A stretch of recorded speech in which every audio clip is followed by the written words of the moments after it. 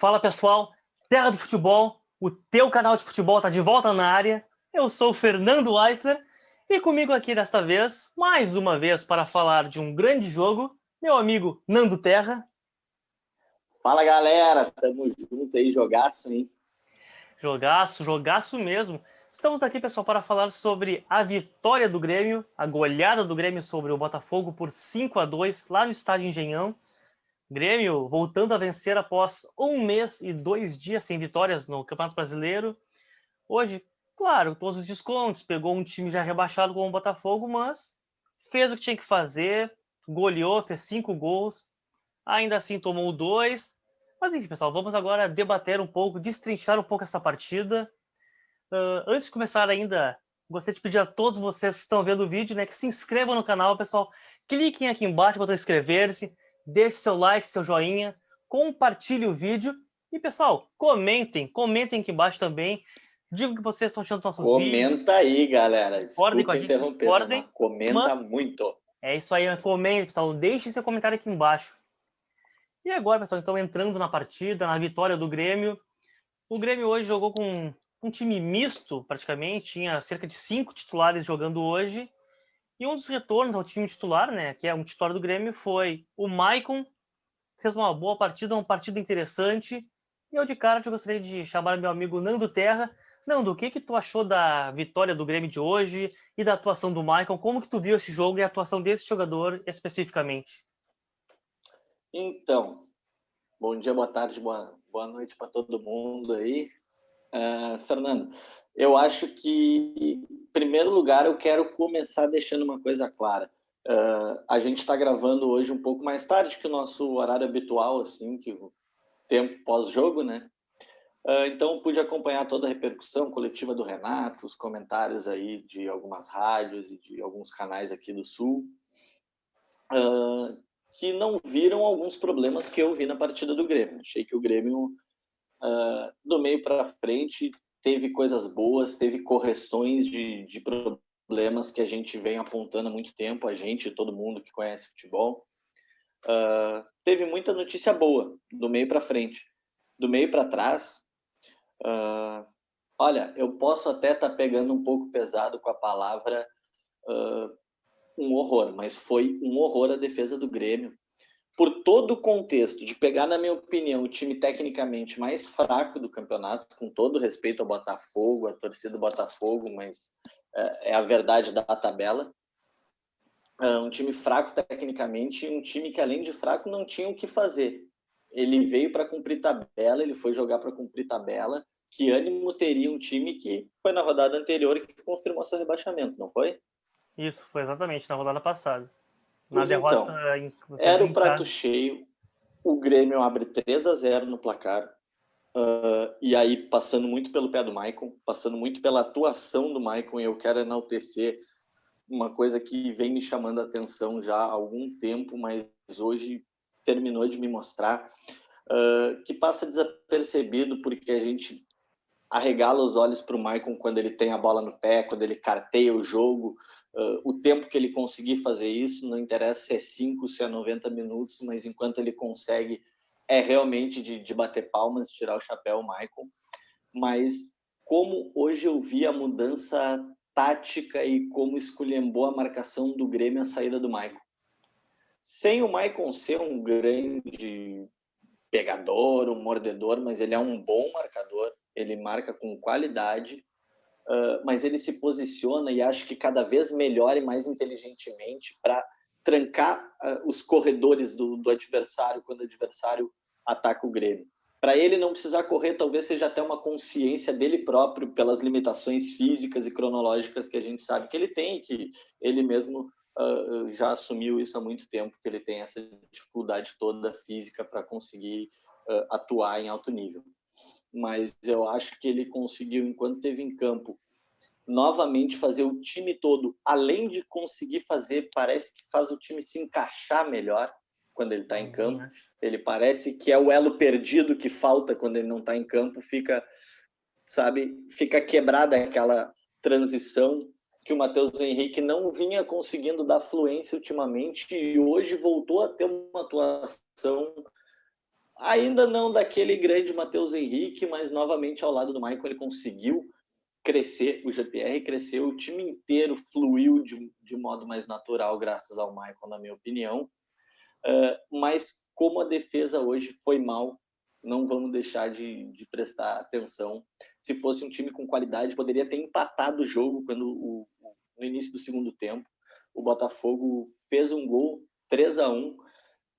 Deu 10 minutos, mas em 10 minutos teve 3 bolas, teve um milagre do Vanderlei, na minha opinião, e teve milagre mesmo. mais 2 lances dentro da área do Grêmio, que se fosse um time com mais qualidade, teria empatado o jogo naquele momento. E o Grêmio, não me entendam mal, deu um pouco de sorte na primeira escapada que conseguiu dar desse calor, achou o quarto gol, e aí o mundo do Grêmio virou totalmente a seu favor e pôde ter tranquilidade para controlar o restante do jogo. Mas acho que há muita coisa boa para se pontuar no Grêmio, mas muita crítica a se fazer no setor defensivo novamente, e críticas graves, na minha opinião. Concordo totalmente, não concordo totalmente. Para mim, a entrada do Maicon, a volta do Maicon ao time titular, ajuda o Grêmio. Normalmente, o que a gente falou, ele não é notado nessa parte mais defensiva, mas ele ajuda também. E às vezes não só naquela coisa de marcação, ele ajuda um pouco na retenção de bola. O Grêmio ganha em retenção de bola, ganha em distribuição de jogadas, coisa que por muito tempo, nas últimas rodadas, o Jean-Pierre não tem conseguido fazer. Ele não tem conseguido ser esse cara. Então, ele ter alguém com quem compartilhar essa função ajuda ele também, tira um pouco do peso, da responsabilidade dele, e ele consegue jogar um pouco mais solto, sem ter que ser o cara, o centro, o centralizador do time. Então, para mim, o Maicon ele é importante em várias formas. Uma pena é que ele não tem mais físico para aguentar um jogo inteiro. Ele aguenta cerca de 60%, 70% de uma partida, mas é um jogador diferenciado e que se encaixa muito bem no jogo do Grêmio. Tanto que o Biggs comentou, tudo bem, era o Botafogo, mas a entrada dele, cresceu o Matheus Henrique, cresceu o Jean-Pierre, crescendo esses dois, cresceu o PP, cresceu o Alisson. Então, tipo, a entrada de um eleva todo o time. E falando nisso, nessa elevação de crescer o time, outro jogador a se destacar, que também fez na minha visão, uma grande partida, que está crescendo, tu mesmo vem comentando que vem crescendo jogo a jogo, Jean-Pierre, hoje fez mais uma boa partida, gol de falta, estava muito atento na partida. Como que tu viu a atuação do Jean-Pierre, Nando? Olha, todo mundo sabe, então eu não vou ficar fazendo aqui blá blá blá, porque eu sou adolescente apaixonada quando eu vejo Jean-Pierre jogar. É meu assunto favorito aqui no canal, eu sou fã de carteirinha, mas eu também, como fã e como grande admirador, eu cobro bastante os pontos que a maioria cobra em comum, assim como eu, sobre o Jean-Pierre, mais participação, mais foco, mais... Eu já estava começando a cobrar que o Jean-Pierre desse um pouco menos de espetáculo, eu estava prestes a isso, ó, dá um pouco menos de show e faz um nota 7 os 90 minutos. Hoje eu acho que ele entregou um 7,5, 8, 90 minutos. Acho que essa foi a grande atuação do Jean-Pierre. E a gente aqui conversando os pontos que a gente ia falar agora na gravação para o pessoal, né, Fernando? A gente citou a sintonia que o Jean-Pierre teve com o time hoje. Eu fiz 2 ou 3 vezes recentemente esse gesto aqui, ó, nos nossos vídeos, falando que o Jean-Pierre, em um momento do jogo, estava aqui e o time estava aqui, depois virava o Jean-Pierre, vinha para baixo, o time vinha, e eles tinham que equilibrar isso. Hoje foi do primeiro ao último minuto na mesma sintonia. Se vamos achar se foram bem, se foi mal, se podia ser melhor, aí a gente vai pontuar tudo à frente aqui como foi, tem muita coisa boa e muita coisa ruim, como o conjunto todo que a gente falou do Grêmio. Mas eles estavam na mesma batida, o Jean-Pierre estava na mesma frequência do time do Grêmio durante todo o jogo.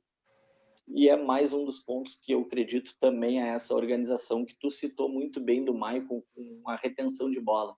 Ele dá tempo para o time se organizar, para cada um se colocar na sua posição, para dar opção de passe, de jogada, de corredor, de lançamento. E aí, como tu bem falou, cresceu todo mundo e o Jean-Pierre com menos responsabilidade, com menos carga nas costas dele, dialoga tecnicamente com o Maicon, deixa o corredor favorito do Matheus Henrique, Exato. que se sentiu à vontade também, teve falhas no jogo, o Matheus Henrique, mas soube explorar o seu melhor, porque teve novamente a oportunidade tática com a disposição do time de hoje de ter o seu corredor para fazer a sua maior valência, na minha opinião, que é mais ou menos o que o Edenilson faz no Internacional.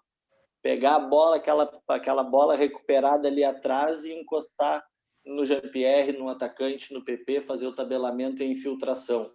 Tanto que fez gol hoje fazendo esse corredor dele. Enfim, uma bela atuação de todo mundo do meio para frente, com exceção, para mim, detestei o Churin. Eu vou ter que... Como é que eu vou dizer, né? Vou ter que fazer a meia-culpa.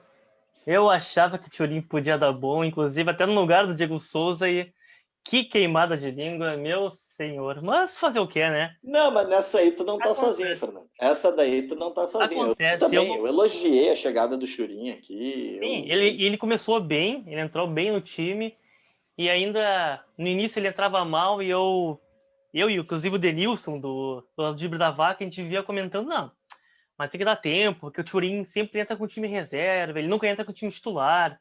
Exatamente. Então, tipo, aquela clássica passada de pano, né? Dava uma passadinha de pano aqui. Ele tem raça, mais um pouquinho a gente vai ver Exatamente. a técnica, e a técnica não vem, mais um jogo e a técnica não vem. Ah, E hoje a técnica velho, hoje foi horrível. simplesmente conseguiu uma medida cautelar, né, do Churin. Tem que se manter distante, porque olha, quebrou a bola hoje. Tanto que para fazer gol, o juiz deu o pênalti, ele teve que agarrar a bola, não, deixa que eu bato. Senão aquele pênalti o cara não faz gol, mas nem a pau, né? Cobrou muito bem, diga-se de passagem. Vamos ser justos, cobrou muito bem, mas com a bola rolando ele quebrou, ele perdeu, né? ele matou alguns tabelamentos. Teve momentos, e isso foi uma das coisas positivas do Grêmio hoje. Teve momentos assim de um tabelamento. Tem um lance que termina numa falta de ataque do Matheus Henrique, mas que o Matheus Henrique faz esse corredor que eu acabei de citar, pega a bola atrás e começa a triangular, e a bola passa por meio time, com o Matheus Henrique avançando e recebendo ela de cara para o goleiro, e ele acaba fazendo a falta, dividindo com o zagueiro. Aquele tabelamento me lembrou o Grêmio de 2017, de 2016, tocando bola por música, assim, parecia que os caras estavam tabelando de olho fechado. Não, para mim também, lembrou muito, inclusive, várias jogadas onde o Maicon participou. O Maicon ajudou muito a dar esse toque em várias jogadas, inclusive até a jogada do primeiro gol. Né? Exatamente, a jogada do primeiro gol do Alisson foi muito assim. O Grêmio conseguiu fazer uma troca muito boa de bola, uma enfiada de bola, o Alisson conseguiu proteger bem, saiu na cara do goleiro, abriu o placar. Então, deu esses resquícios. Eu sempre vou dizer aqui, né, guardadas as proporções com um time praticamente morto, como o Botafogo, mas é aquela coisa que eu sempre também gosto de frisar. O Grêmio jogou muito, goleou, mas era um time morto. Sim, mas fez o que tinha que fazer. É isso que tem que fazer quando tu pega um time fraco. Tem que jogar a bola e mostrar a que tu veio. E o Grêmio conseguiu fazer isso hoje, muito pelo Michael, Jean-Pierre, Matheus Henrique. Todo esse crescimento foi uma partida muito interessante. Mas falando em atuações interessantes, um garoto do Botafogo, né, encantou bastante pessoas que estavam olhando o jogo, a imprensa, o Renato comentou dele, o Matheus Nascimento tem 16 anos, jogou hoje pelo Botafogo, se mostrou muito bem. Como que tu viu, Nando, a atuação desse garoto do Botafogo? Então, o que tu achou eu achei dele? curioso, o Renato fazer análise do jogador adversário. Eu também achei que foi muito curioso. Foi folclórico.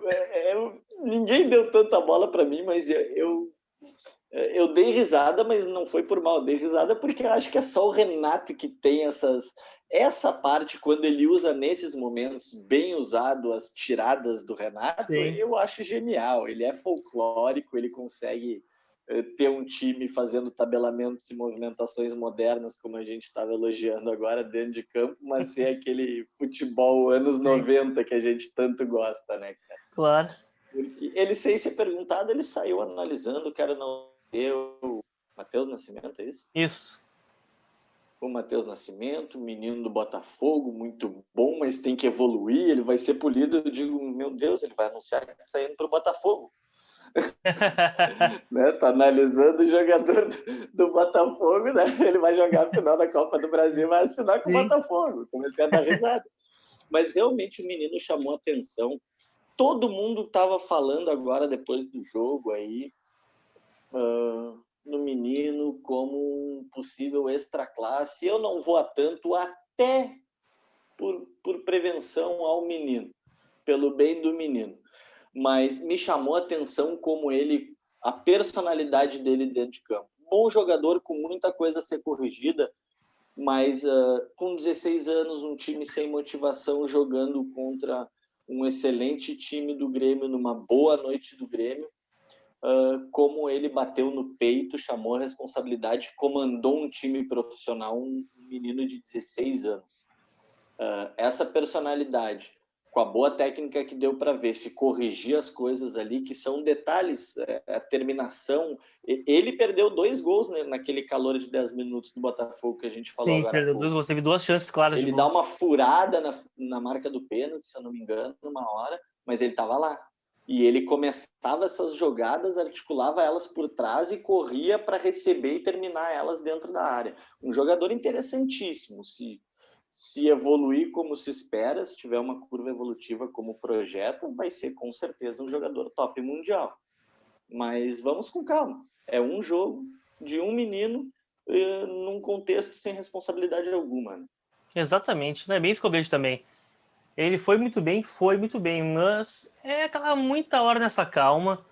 Bem como tu falou, é um contexto diferente, é um contexto, um time falido e quebrado, que decretou rebaixamento. No primeiro jogo após o rebaixamento, começou meio que uma limpeza no elenco, tirou vários jogadores, botou a gurizada da base para jogar, e ele jogou naquela coisa. É a chance de mostrar, é a chance de eu brilhar, não tem responsabilidade, já está rebaixado, então são pressões a menos. Se o Botafogo não estivesse brigando para não cair, com chance de escapar, ele não teria jogado. Então joga uma responsabilidade um pouco maior, um pouco menor, quer dizer. Pega um Grêmio que começou goleando não, acabou abrindo 3-0, então deu mais espaço depois para ele jogar. E ele se mostrou um garoto muito bom de bola, com muita personalidade, que chama a responsabilidade. E isso é muito bom para um guri de 16 anos. Ele tem tudo para crescer cada vez mais. Mas é aquela coisa, tem que ver mais para frente o que vai acontecer. Se ele vai conseguir manter, como é que vai ser o Botafogo, o que o Botafogo vai ter de time para a próxima temporada, para ver se ele vai conseguir fazer o futebol dele, porque o Botafogo, a tendência é de tempos nebulosos, né, que vem pela frente. Então talvez, se esse garoto for realmente essa classe que estão cantando ser, ele vai ter muita responsabilidade e muita dificuldade com esse time na próxima temporada. Mas olha, pelo Aue que virou, Fernanda, não fica. Essa letrinha do Renato, eu acho que ele não vai jogar Série B, não. Renato já deu aquela letrinha do Romildo. Vai, Romildo. Porque, no mínimo, se a gente tiver todo mundo errado e não foi letrinha, foi só realmente que o menino chamou a atenção do Renato, que pode ser normal fazer o comentário e o elogio, ok, mas, no mínimo, essa citação, ela levanta a lebre para os outros, né? Para quem está precisando de uma jovem promessa, até porque eu ouvi alguém falar, não é informação, não é nada, num valor de 5 milhões, creio eu que de dólares pelo menino, 5 milhões. Para 16 anos, tá muito bom. Se ele é tudo isso, meu Deus. Tá baratíssimo. Claro que tem se jogar mesmo. Concordo. Eu acho que se joga, porque é um jogador que se der mais ou menos, tu dobra ou triplica esse valor. Quando ele tiver 20, 21. Com toda certeza. E é aquela coisa, né? O Renato nunca fala nada sem algo por trás, né? Exatamente à toa. Ele nunca larga. Eu concordo. Nunca fala à toa. Eu concordo. Certamente vai ter alguma coisa. Se ele gostou, já deve estar. Eu vou dar uma letra até para encher os olhos do guri e vamos para cima dele. É muito cara disso. É muito cara disso. Exatamente. É o Renato sedutor de jogadores. Né? Exatamente. Que nem a história com o Claudinho. Ele deve ter feito a mesma coisa que ele fez com o Claudinho no Bragantino. Deve ter ido cumprimentar o guri. O cumprimento durou meia hora antes do gramado. Certo que sim. Chega aqui, Como meu é que velho, tá a tua chega aqui. situação? Como é que tá a tua Aham. situação? Tu tá feliz? Tu vai jogar a Série B? Ah, jogador desse nível jogar a Série B. O Renato deve ter largado uma dessas, né? Porque ele é Exato. muito experiente pra isso. Muito certo, velho. Mas, Nando, depois de muitos elogios que fizemos até agora, elogiamos o Jean-Pierre, o Maicon, o Matheus Nascimento, nem, como diz a frase, nem tudo são flores. E no jogo de hoje acendeu um sinal de alerta muito grande no Grêmio, né? O sistema defensivo hoje foi muito abaixo, né? Não dá nem para dizer que foi ruim, mas foi muito abaixo, foi péssimo. O que tu acha que aconteceu? Como que tu viu a atuação hoje da defesa tricolor? Eu vou começar, antes do que eu acho da atuação da defesa, eu vou tocar uma sirene de alerta aqui para o time do Grêmio, para a comissão técnica, para a diretoria, para a torcida, para todo mundo que envolve o clube Grêmio. O Grêmio não se deu conta que durante essa temporada, recentemente, ele perdeu 3 dos seus 4 zagueiros. Por questões físicas, ele não pode mais contar com a mesma média de jogos normal do Jeromel, seu melhor zagueiro, um dos melhores zagueiros do mundo, na minha opinião, e na de muitos. O Jeromel acho que jogou menos da metade dos jogos do Grêmio essa temporada, Sim, se não me engano. menos da metade. E era um jogador que jogava até o ano passado ou retrasado 2/3 dos jogos ou mais. Né? Era um jogador que era difícil ficar fora. O Kahneman, que eu não boto nessa lista, então vamos pular o Kahneman. Mas o Jeromel, por essa questão, e a falência técnica, que nunca disseram muito para mim, é que vieram. Mas ainda se contava como jogadores ali de grupo na emergência para cumprir funções e emergências como as de hoje, Paulo Miranda e David Braz. O Paulo Miranda, para mim, é a mesma coisa desde que chegou, nada, com todo respeito. O David Braz, até um tempo atrás, virou o terceiro reserva, estava bem, não sei o quê, até beliscou uma titularidade em algum momento, virou aquele titular na falta de um dos dois, mas ele vem fazendo uma partida pior do que a outra, é impressionante. A cada vez que o David Braz entra em campo, assim, nos últimos 10, 15 jogos, sei lá, é uma partida pior do que a outra. Hoje, para mim, me chama atenção um zagueiro tomar um encontrão, ombro com ombro, na corrida, mano a mano com o atacante. Olha, não me entendam errado, não é apologia à violência, é um jargão popular. Antigamente a gente dizia que zagueiro no mano a mano, o cara botou o ombro, tem que arremessar o atacante na arquibancada do estádio. Hoje o David Braz toma um encontrão no mano a mano, no jogo de corpo do atacante do Botafogo, e ele simplesmente desmorona no chão. Ele desmancha. Foi patético. Foi ridículo. E olha, para pegar isso de exemplo da minha análise toda e do que eu acho que foi, o retrato é esse lance. Porque se a gente for pontuar cada lance desses, que esse foi gol e foi mais pesado. Agora, teve muito gol que houve falhas clamorosas e que o Botafogo não teve qualidade para converter em gol. Teve do Paulo Miranda, teve erro de posicionamento do Cortez. Olha, o sistema defensivo do Grêmio, ele estava também completamente exposto. Vamos botar um pouco na conta do Renato. Porque Maicon, o trio de meio campo hoje é um trio que tu sabe que não tem aquela figura que faz o Lucas Silva vez e nunca. Hoje, até quando entrou, não fez isso. Mas, enfim, não tem o volantão, o cão de guarda. A defesa do Grêmio é exposta. E a defesa do Grêmio exposta, quando ela não tem Kahneman e Jeromel, aí decai muito, né, Fernando? Fica Totalmente, o cara. show de horror que a gente viu hoje. Tomando agulhaço o jogo inteiro num time que não tinha nem motivação, mas quando viu, tá aqui, vamos lá. Exatamente. Se fosse um time um pouquinho melhor, provavelmente o Grêmio não teria ganho esse jogo, porque não faria tantos gols e teria tomado até mais. E uma coisa que para mim explica um pouco, só voltando um pouco no que tu falou ali, que para ti, o Paulo Miranda até hoje não mostrou que veio, é sempre a mesma coisa. o David Braz decaiu e tudo mais. E eu acho que muito disso, que talvez eles tenham enganado um pouco, Paulo Miranda, David Braz, é que muitas vezes eles jogaram ou com o Jeromel ou com o Kahneman. Perfeito. Então, tu jogando com um desses dois, já dá uma sustentação melhor. E como o Jeromel e Kahneman são dois grandes zagueiros, se tu tira um e bota um dos outros, a qualidade superior dá uma certa equilibrada, dá aquele padrão. Não é aquele padrão lá em cima, mas dá um padrão mais ou menos semelhante. Só que quando tu troca os dois e bota os dois juntos, não tem quem puxe para cima. Pois eles são mais ou menos parelhos, um nível mais abaixo. Fora que o Grêmio também tinha os dois laterais reservas. Tipo, o Grêmio tava hoje com o sistema defensivo todo reserva. E fora isso, também tem a falência técnica do próprio David Braz, que vinha melhor e tá decaindo. E o Paulo Miranda, que realmente, acho que só nas primeiras partidas dele que ele mostrou alguma coisa e depois, até hoje, se escorando na briga do Grenal da Libertadores lá. Eu vou até desconsiderar essa parte, né? Porque ele se autopromove com isso, né? E depois vai Exatamente. fazer campanha contra a violência. É melhor nem comentar isso, que é um negócio tão patético que não tem É, nem que comentar. porque assim, ó, se ainda tivesse alguma avaliação técnica dele, tá, e aí ele também se promove assim, tudo bem, mas não, é só por uma briga, é uma coisa Exatamente. deplorável, na verdade, mas enfim.